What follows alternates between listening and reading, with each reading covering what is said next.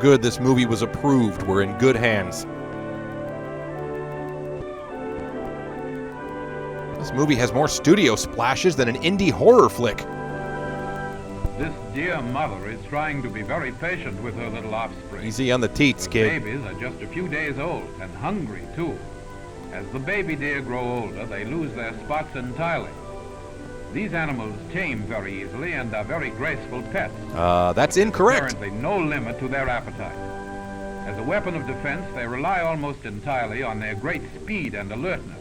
And they have to be on the lookout, for venison is an important source of food in many places. Wait, what? For man and the larger meat-eating animals. Here's a male deer who eats a half-pack of cigarettes at a sitting. I'm sorry, what the hell? Some tobacco. It's not only kind to the throat. Try this in your blindfold test. I don't want to sound like a hippie do-gooder, but maybe don't feed cigarettes to animals. They shed and are then renewed, a brand new every year. Really takes the edge off. One of these days, this raccoon is going to watch a college unearth the up to. A bosom pal. Stop tickling. Hold still, I'm trying to eat your spleen. A pickpocket. He's bound to satisfy that sweet tooth of his, persistent little fellow. Could he clean up in the subway? This Rocket Raccoon cereal sucks. He won't be still for even a second. Jeez, this guy's boring. Nothing but hard candies and receipts. There you are. Now he's happy.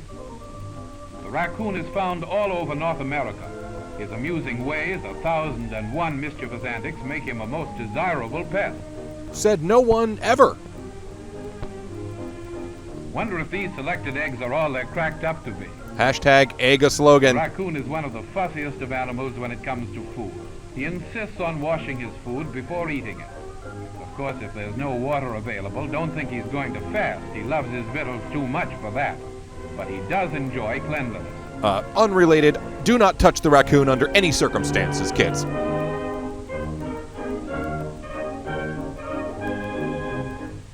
Please don't help me or anything. This egg has more resistance than any we've ever seen. Maybe it's an Easter egg or a hard-boiled. It's taking a lot of punishment for an egg. It knows what it did. It's the genuine, the real thing. Pure Cadbury cream. Head or tail of it. Its long tail is general welfare, heading about and for seizing and grasping.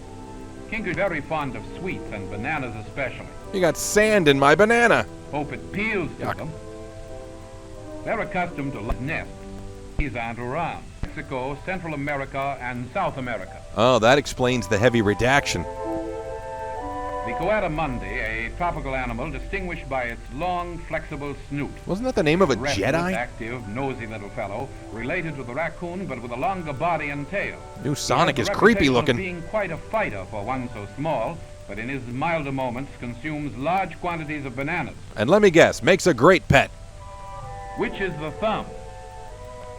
Thumb fun. Was this made during a writer's strike? Talking about creatures with long snoots, take the anteater. Please. This animal is mostly long claws, like jimmies for prying open logs, and the rough nests of termites. I think you mean ants. One of the ugly scenes is titled, All Wrapped Up in Each Other. Well, as I always say, if they're stuck together, they only count as one serving. Getting a new twist on life. Hold steady. They're just hanging around. Why so clingy? Kill The me. only bird in the world is the cormorant. Everybody A seabird doing their distinguished karma by around. a sack under its beak. They have become the emblem of gluttony and devour unbelievably large quantities of fish. Sounds hella cunning. They're always amazingly hungry, and calculating fishermen sometimes exploit them, having them catch fish for commercial purposes. Dudes, I think he just called you sellouts. A large band is placed around the neck so that they can't swallow. That is unfathomably cruel, you monsters. Boy, will he need by crap, and have them look it up in the dictionary. I just looked up inhumane in the dictionary.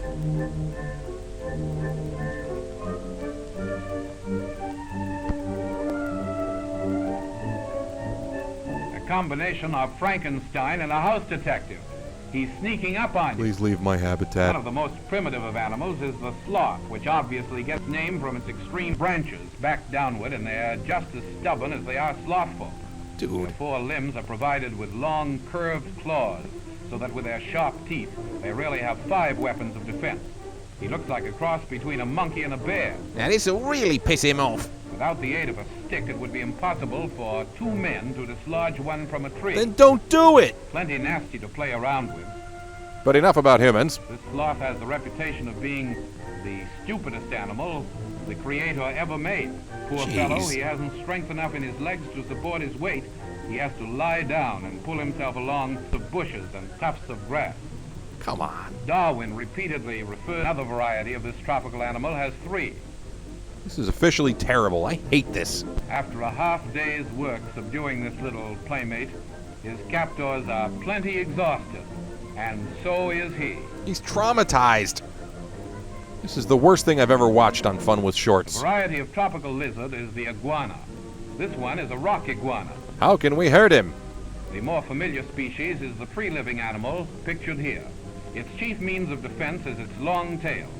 While it doesn't eat meat, living entirely on birds' eggs, plants, and herbs, the iguana is much desired by natives as food and is attacked by carnivorous or meat-eating animals. As They shown frequently, here. under stress of great excitement and conflict, lose their tails.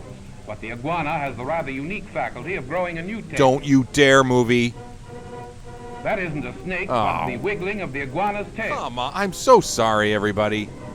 A natural enemy of the iguana is the vulture. And now for some excitement. What now? No love lost on either side. That includes the audience. The animal world is full of bitter, desperate animosities such as these. The slow-moving iguana absorbs some fearful punishment, waiting for an opportunity to get a desperate hold on the vulture. They're being puppeteered by the filmmakers. Now the kind of struggle that makes nature seem cruel indeed. I think nature comes out okay in all of this.